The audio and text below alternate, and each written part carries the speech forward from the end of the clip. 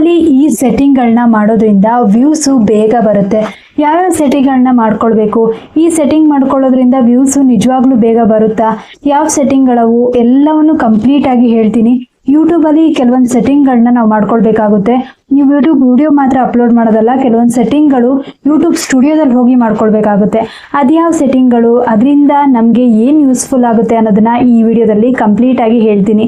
ವಿಡಿಯೋಲು skip ಮಾಡೋದಕ್ಕೆ ಹೋಗ್ಬೇಡಿ. One point ತುಂಬಾ ಇಂಪಾರ್ಟೆಂಟು. ಸ್ಟೆಪ್ ಬೈ ಸ್ಟೆಪ್ ಹೇಳ್ಕೊಡ್ತೀನಿ, ಎಲ್ಲವನ್ನು ಕಂಪ್ಲೀಟಾಗಿ ತಿಳ್ಕೊಳ್ಳಿ. ಫಸ್ಟು ಯೂಟ್ಯೂಬ್ ಸ್ಟುಡಿಯೋದಲ್ಲಿ ಹೋಗಿ, ನಾನು ಆಲ್ರೆಡಿ ಹೇಳಿದ್ದೆ ಯೂಟ್ಯೂಬ್ ಸ್ಟುಡಿಯೋ ಓಪನ್ ಆಗ್ತಾ ಇಲ್ಲ ಅಂತ ಹೇಳಿದ್ರೆ ಅದನ್ನು ಹೋಮ್ ಸ್ಕ್ರೀನ್ಗೆ ಹಾಕೊಂಡ್ಬಿಟ್ಟು ಅಲ್ಲಿಂದ ಓಪನ್ ಮಾಡ್ಬೋದು.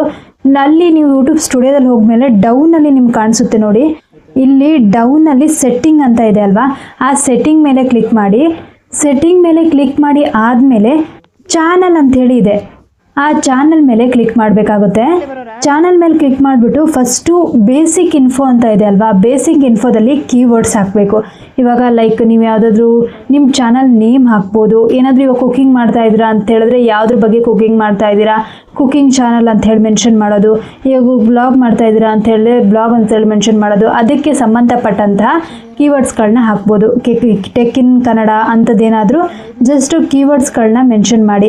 ಈ ರೀತಿ ಕೀವರ್ಡ್ಸ್ಗಳನ್ನ ಮೆನ್ಷನ್ ಮಾಡೋದ್ರಿಂದ ನಿಮ್ಮ ಚಾನಲ್ಗೆ ವ್ಯೂಸು ಬೇಗ ಬರುತ್ತೆ. ಯಾಕಂತ ಹೇಳಿದ್ರೆ ಆ ಕೀವರ್ಡ್ಸಿಂದನೇ ಎಲ್ಲರೂ ಸರ್ಚ್ ಮಾಡೋದಲ್ವಾ, ಕೀವರ್ಡ್ಸಲ್ಲಿ ಸರ್ಚ್ ಮಾಡಿದಾಗ ನಿಮ್ಮದು ಅಲ್ಲಿ ತೋರಿಸುತ್ತೆ. ಅದಕ್ಕೆ ಆದಷ್ಟು ಕೀವರ್ಡ್ಸ್ಗಳನ್ನ ಹಾಕೋದನ್ನ ಮರಿಬೇಡಿ.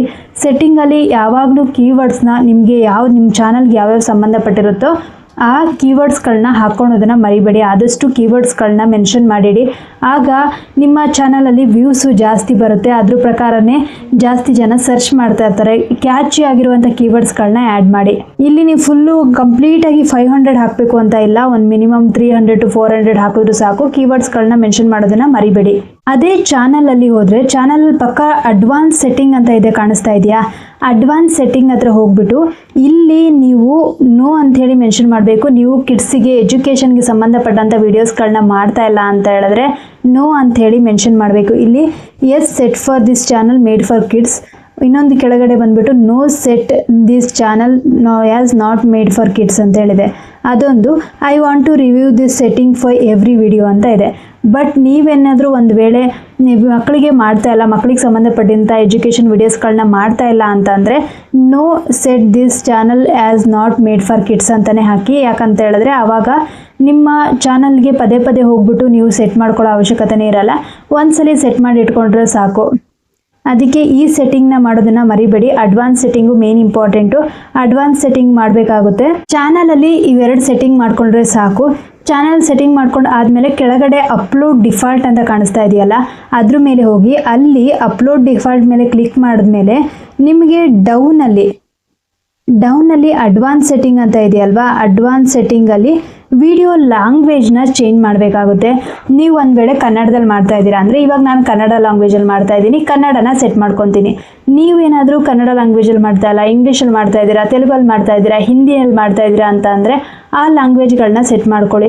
ಲ್ಯಾಂಗ್ವೇಜ್ಗಳನ್ನ ಸೆಟ್ ಮಾಡ್ಕೊಳ್ಳೋದ್ರಿಂದ ನಿಮಗೆ ವ್ಯೂಸ್ ಜಾಸ್ತಿ ಬರುತ್ತೆ.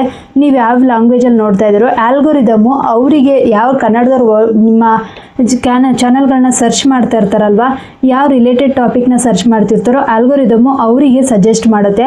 ಅದಕ್ಕೆ ಆದಷ್ಟು ವಿಡಿಯೋ ಲ್ಯಾಂಗ್ವೇಜನ್ನ ಸೆಟ್ ಮಾಡ್ಕೊಳ್ಳೋದನ್ನ ಮರಿಬೇಡಿ. ವಿಡಿಯೋ ಲ್ಯಾಂಗ್ವೇಜು ತುಂಬಾ ಇಂಪಾರ್ಟೆಂಟು.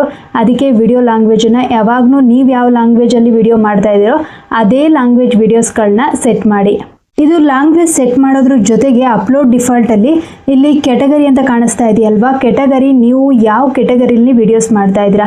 ಟ್ರಾವೆಲ್ ಮಾಡ್ತಾ ಇದ್ದೀರಾ, ಟ್ರಾವೆಲ್ ಅಂತ ಮೆನ್ಷನ್ ಮಾಡಿ. ಟೆಕ್ ಚಾನಲ್ ಆದರೆ ಟೆಕ್ ಅಂತೇಳಿ ಮೆನ್ಷನ್ ಮಾಡಿ. ಇಲ್ಲ ಅಂತ ಹೇಳಿದ್ರೆ ನೀವೇನಾದರೂ ಕುಕಿಂಗ್ ಮಾಡ್ತಾ ಇದ್ದೀರಾ ಅಂತ ಹೇಳಿದ್ರೆ ಆ ಚಾನಲ್ ರಿಲೇಟೆಡ್ ಮೆನ್ಷನ್ ಮಾಡಿ. ಪೀಪಲ್ ಆ್ಯಂಡ್ ಬ್ಲಾಗ್ಸ್ ಮಾಡ್ತಾ ಇದ್ದೀರಾ ಅಂತ ಹೇಳಿದ್ರೆ ಆಗ ಆ ಚಾನಲ್ದು ಮೆನ್ಷನ್ ಮಾಡಿ. ಈ ರೀತಿ ಇಲ್ಲಿ ಕೆಟಗರಿನ ಕಂಪಲ್ಸರಿ ಮೆನ್ಷನ್ ಮಾಡಬೇಕಾಗುತ್ತೆ. ಕೆಟಗರಿ ಮೆನ್ಷನ್ ಮಾಡಿಲ್ಲ ಅಂತ ಹೇಳಿದ್ರೆ ನಿಮ್ಮ ಚಾನಲ್ಗೆ ಪ್ರಾಬ್ಲಮ್ ಆಗುತ್ತೆ. ಅಪ್ಲೋಡ್ ಡಿಫಾಲ್ಟಲ್ಲಿ ಇನ್ನೊಂದು ನೆನಪಲ್ಲಿ ಇಟ್ಕೊಳ್ಳಿ, ಇಲ್ಲಿ ಬೇಸಿಕ್ ಇನ್ಫೋ ಅಂತ ಇದೆ ಅಲ್ವಾ, ಬೇಸಿಕ್ ಇನ್ಫೋದಲ್ಲಿ ಯಾವಾಗಲೂ ವಿಸಿಬಿಲಿಟಿ ಅಂತ ಇದೆ ನೋಡಿ, ಡೌನಲ್ಲಿ ಟೈಟಲ್ಲು ಡಿಸ್ಕ್ರಿಪ್ಷನ್ ಆದಮೇಲೆ ವಿಸಿಬಿಲಿಟಿ ಅಂತ ಇದೆ, ಅದನ್ನು ಯಾವಾಗಲೂ ಅನ್ಲಿಸ್ಟೆಡರಾಗಿಡಿ. ಯಾಕಂತ ಹೇಳಿದ್ರೆ ಒಂದು ವೇಳೆ ನೀವು ಡಿಸ್ಕ್ರಿಪ್ಷನ್ಲ ಮೆನ್ಷನ್ ಮಾಡಿದರೆ, ಡಿಫಾಲ್ಟಾಗಿ ಮೆನ್ಷನ್ ಮಾಡಿಟ್ಟಿದ್ರೆ ಅದು ಎಲ್ಲ ವೀಡಿಯೋಸ್ಗೂ ಹೋಗುತ್ತೆ. ಅದಕ್ಕೆ ಅನ್ಲಿಸ್ಟೆಡ್ ಅಂತ ಮಾಡ್ಕೊತಾ ಇದ್ದರೆ ನೀವು ಯಾವ ವಿಡಿಯೋ ಅಪ್ಲೋಡ್ ಮಾಡ್ತಾ ಇದ್ದೀರಾ ಆ ವಿಡಿಯೋಗೆ ಮಾತ್ರ ಅದು ಹೋಗುತ್ತೆ. ಅದಕ್ಕೆ ಆದಷ್ಟು ವಿಸಿಬಿಲಿಟಿ ಅನ್ಲಿಸ್ಟೆಡ್ ಅಂತ ಹೇಳಿ ಮಾಡಿಟ್ಕೊಳ್ಳಿ. ಅದನ್ನ ಮರ್ತೋಗ್ಬೇಡಿ, ಯಾವಾಗ್ಲೂ ಅನ್ಲಿಸ್ಟೆಡ್ ಅಲ್ಲೇ ಇಡಿ ಅದನ್ನ. ಇದಿಷ್ಟು ನೀವು ಆಲ್ರೆಡಿ ಮಾಡಲೇಬೇಕಾಗುತ್ತೆ, ಕಂಪಲ್ಸರಿ ಇದಿಷ್ಟು ಸೆಟ್ಟಿಂಗ್ಗಳನ್ನ ಮಾಡಬೇಕಾಗುತ್ತೆ.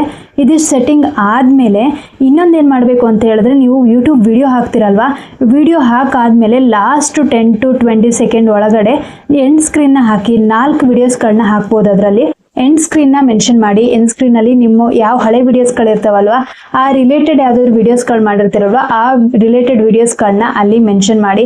ಅದನ್ನ ಆ್ಯಡ್ ಮಾಡೋದ್ರಿಂದ ನಿಮ್ಮದು ಒಂದು ವಿಡಿಯೋ ಆದಮೇಲೆ ಇನ್ನೊಂದು ವಿಡಿಯೋ ಅವ್ರೇನಾದರೂ ಅದು ಇಷ್ಟ ಆಯಿತು ಅಂತ ಹೇಳಿದ್ರೆ ಆ ವಿಡಿಯೋಗಳನ್ನ ಕ್ಲಿಕ್ ಮಾಡಿ ನೋಡ್ಬೋದು. ಅದಕ್ಕೆ ಆದಷ್ಟು ನೀವು ವಿಡಿಯೋಸ್ಗಳನ್ನ ಮಾಡುವಾಗ ನೆನಪಿರಲಿ, ಅದನ್ನು ಸೆಟ್ಟಿಂಗಲ್ಲಿ ನೀವು ಆಲ್ರೆಡಿ ವಿಡಿಯೋಸ್ಗಳನ್ನ ಹಾಕ್ತಾ ಇದ್ದೀರಾ ಅಂತ ಹೇಳಿದ್ರೆ ಲಾಸ್ಟಲ್ಲಿ ಎಂಡ್ ಸ್ಕ್ರೀನಲ್ಲಿ ಅದನ್ನು ಹಾಕೋದನ್ನ ಮಡಿಬೇಡಿ. ಮಧ್ಯದಲ್ಲಿ ಈ ವಿಡಿಯೋದಲ್ಲಿ ಕಾರ್ಡ್ಸ್ಗಳನ್ನ ಸಹಿತ ಆ್ಯಡ್ ಮಾಡಿ, ಆವಾಗ ವೀಡಿಯೋಸ್ಗೆ ವ್ಯೂಸು ಬೇಗ ಬರುತ್ತೆ. ಆದಷ್ಟು ಇದನ್ನೆಲ್ಲ ನೆನಪಲ್ಲಿ ಇಟ್ಕೊಂಡು ಸೆಟ್ಟಿಂಗ್ಗಳನ್ನ ಮಾಡ್ಕೊಳ್ಳಿ. ಸೆಟ್ಟಿಂಗ್ಗಳನ್ನ ಮಾಡ್ಕೊಳ್ಳೋದ್ರಿಂದ ನಮಗೆ ತುಂಬಾ ಬೆನಿಫಿಟ್ಸ್. ಇವಾಗ ಟ್ಯಾಗ್ಸ್ ಎಲ್ಲ ಹಾಕೋದ್ರಿಂದ ಆ ಟ್ಯಾಗ್ಸ್ ಪ್ರಕಾರ ಸರ್ಚ್ ಮಾಡಿರ್ತಾರೆ, ಅದರೊಳಗೆ ಒಂದು ವರ್ಡ್ ಇತ್ತು ಅಂತ ಹೇಳಿದ್ರು ನಿಮ್ಮ ಇದು ಚಾನಲ್ ಅವರಿಗೆ ಸಜೆಸ್ಟ್ ಆಗುತ್ತೆ. ಅದಕ್ಕೆ ಆದಷ್ಟು ನೆನಪಿರಲಿ, ನಿಮ್ಮ ಚಾನಲ್ ನೇಮ್ ಆಗಿರ್ಬೋದು, ಟ್ಯಾಗ್ಸ್ ಆಗಿರ್ಬೋದು, ಅಪ್ಲೋಡ್ ಡಿಫಾಲ್ಟ್ ಬಗ್ಗೆ ನಾನು ಹೇಳಿದ್ನಲ್ಲ, ಅದನ್ನೆಲ್ಲ ನೀವು ಸೆಟ್ಟಿಂಗ್ಗಳನ್ನ ಮಾಡಿಟ್ಕೊಳ್ಳಿ. ಆಗ ನಿಮ್ಮ ಚಾನಲ್ಗೆ ವ್ಯೂಸು ಬೇಗ ಬರುತ್ತೆ.